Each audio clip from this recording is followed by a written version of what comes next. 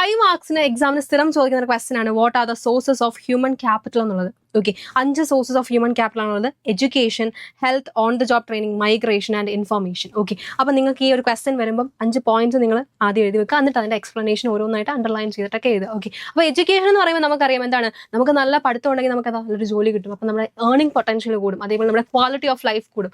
അതേപോലെ നമുക്ക് social status എന്ന് പറയുന്നത്, റെസ്പെക്ട് എന്ന് പറയുന്നത് അതും കൂടും എന്നാണ് പറയുന്നത്. പുതിയ പുതിയ ഇന്നോവേഷൻസും ഇൻവെൻഷൻസും കാര്യങ്ങളും ഡിസ്കവറീസും ഒക്കെ വരുമെന്നാണ് പറയുന്നത്. ഹെൽത്തിന്റെ കേസ് നമ്മൾ നോക്കുകയാണെങ്കിൽ ഹെൽത്ത് നമ്മൾ ജസ്റ്റ് ഫിസിക്കൽ ഹെൽത്ത് മാത്രമല്ല നോക്കുന്നത്, മെന്റൽ ഹെൽത്ത് നോക്കുന്നുണ്ട്.